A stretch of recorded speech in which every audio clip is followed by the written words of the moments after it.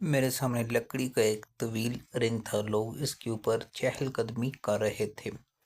ये दूर से रूम का कदीम कैल्शियम दिखाई देता था।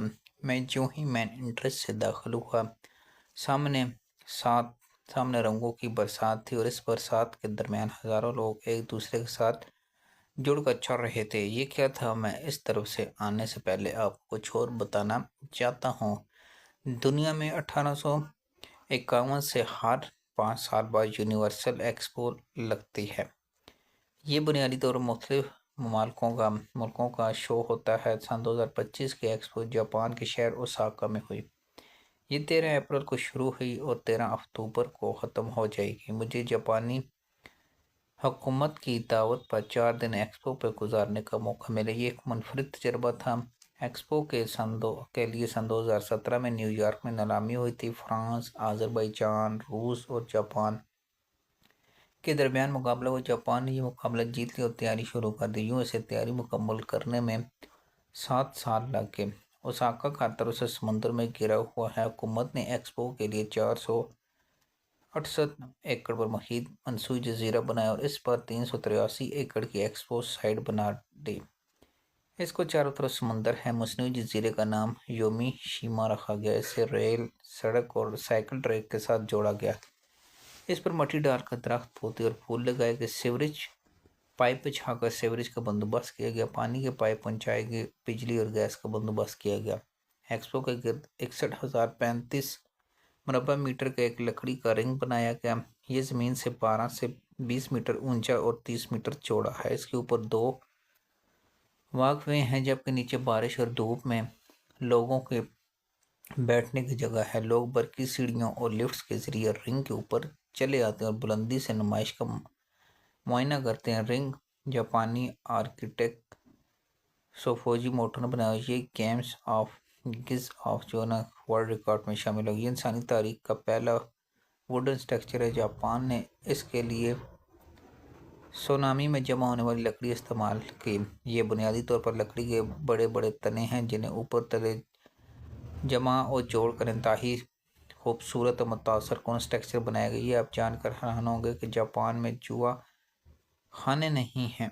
हुकूमत ने फैसला किया ये नुमाइश इस जजीरे में पहला और बड़ा एक्सपो बनाएगी। नुमाइश का title future society of for life है और इसे देखने के लिए रोज़ाना 2.5 लाख लोग आते हैं। इन लोगों के लिए स्पेशल ट्रेन, शटल और बस और टैक्सीज चलाई जाती है। एयरपोर्ट से भी एक्सपो के लिए खसूसी बसों का बंदोबस्त किया गया।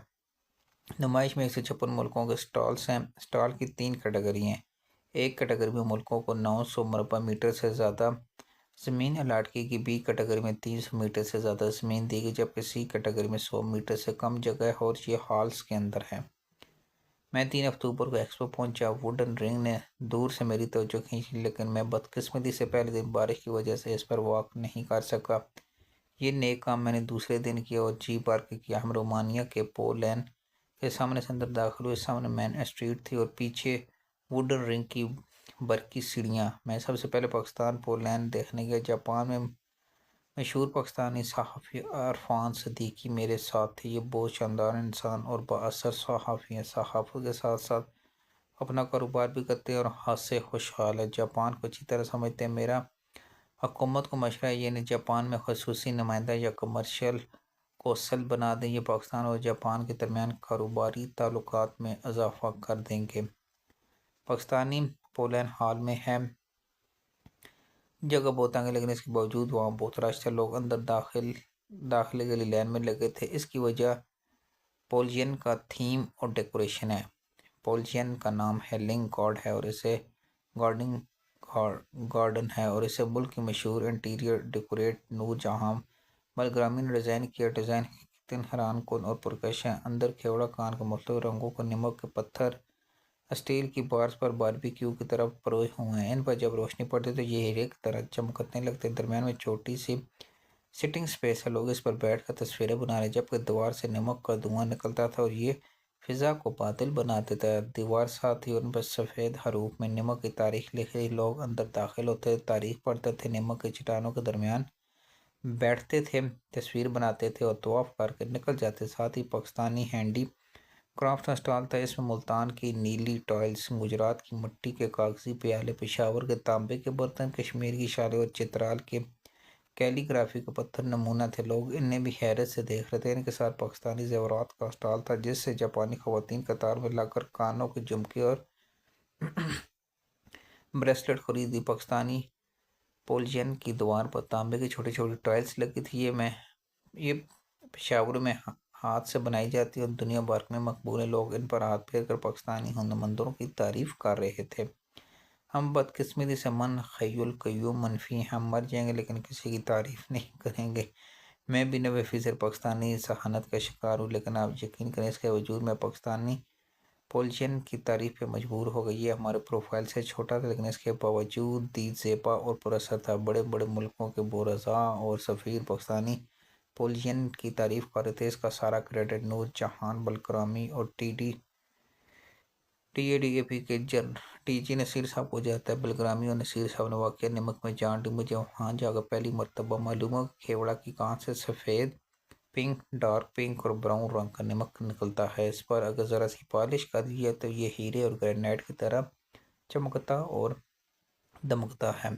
پاکستانی پولیجین پر میری 3 لوگوں سے ملاقات ہوئی۔ محمد نصیر گریڈ 21 کے آفیسر ہیں اور ٹریڈ ڈیولپمنٹ اتھارٹی پاکستان کے DG ہیں۔ یہ بہت نفیس اور متحرک آفیسر نکلے۔ انہوں نے بہت کم وقت میں دائیں بائیں تمام پولیجین کی اتھارٹی کے ساتھ تعلقات بنا لی۔ یہ مجھے ساتھ لے کر سعودی عرب اور بنگلہ دیش کے پولین کے سعودی عرب کے جاپان میں سفیر نے باہر آ کر ہمارا استقبال کیا، جبکہ بنگلہ دیش کے DG بڑی دیر تک ہمارے ساتھ بیٹھے رہے۔ یہ بارش ہیں اور تبلیغی جماعت سے تعلق رکھتے ہیں، ریمنڈ آنا چاہتے ہیں، لیکن سرکاری مصروفیات کی وجہ سے وقت نہیں مل رہا۔ دوسرا، ان کے کلاس فیلو فوج میں بھرتی ہو، اگر وہ اس وقت میں جنین فوج میں نہ جانے کا قلف تھا۔ میں نے انہیں مشورہ دیا آپ اپنا نام بدل کر جنرل رکھ لیں، آپ کو پورا بنگلہ دیش مرنے کے بعد بھی جنرل کہے گا۔ یہ سن کر دیر تک ہنستے رہے۔ نصیر صاحب نے ان سب کو دوست بنا لیا۔ میں نے انہیں شاندار پولیجین پر مبارکباد دی۔ انہوں نے عاجزی سے ہاتھ جوڑ کر اپنا کریڈٹ بھی نور جہاں بلکرامی کو دے دیا۔ دوسرے صاحب عادل مختار چودھری، یہ نصیر صاحب کے جونیئر ہیں، کامرس منسٹری سے تعلق ہے، وہ کھڑا کے رہنے والے ہیں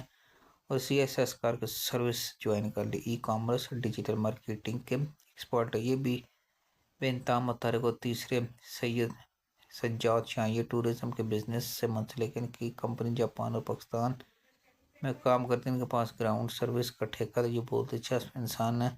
دنیا دیکھ رہی طالب علمی کے زمانے میں جاپان ہے، یہاں شادی کی صحت کا بزنس شروع کیا۔ یہ دلچسپ کمپنی بور نہیں ہونے۔ پاکستان نے PR کا ٹھیکہ کراچی کی کسی کمپنی کو دیا تھا، لیکن یہ اپنا ٹھیکہ کسی بھارتی کمپنی کے حوالے کر کے غائب ہو گئی۔ اس نے یہ ٹھیکہ آگے پاکستان کی خاتون کو دے دیا۔ میری اس سے ملاقات ہوئی، لیکن اس بیچاری کے پاس کیمرہ اور پراپری مائک تک نہیں تھا۔ وہ موبائل فون سے ریکارڈنگ کر رہی۔ مجھے شاہ صاحب نے بتایا یہ خاتون پاکستان کو $500 ملین میں پڑی ہے۔ یہ انتہائی افسوسناک تھا۔ اس سے زیادہ قبر صدیق عرفان صدیقی صاحب نے پاکستانی پولیجین کی فری کر دی۔ میرا خیال ہے کراچی کی کمپنی سے آدھی رقم واپس لے کر عرفان صدیقی کو دے دینی چاہیے، اس سے زیادہ حقدار ہیں۔ ایکسپورٹ کے فوڈ کورٹ میں پاکستانی ریسٹورنٹ تھا۔ اس کے مالک اظہر صاحب، یہ لاہور اور سندھ دونوں کے شہری ہیں۔ جوانی میں جاپانی اور یہاں ریسٹورنٹ کے کاروبار سے منسلک۔ ان کی بریانی پوری ایکسپو میں مشہور ہے۔ جاپانی بھی اسے بے انتہا پسند کرتے ہیں، باقاعدہ قطاروں میں کھڑے ہو کر خریدتے ہیں، اور اظہر صاحب وہاں بریانی بوائے کے نام سے ان سے بھی ملاقات ہوئی۔ پورے ریسٹورنٹ میں جاپان دیکھ کر خوش ہو گئے۔ تو ناظرین، اگر آپ اس چینل پہ نہیں ہیں تو پھر چینل کو سبسکرائب کر دیں میگزین سننے کے لیے۔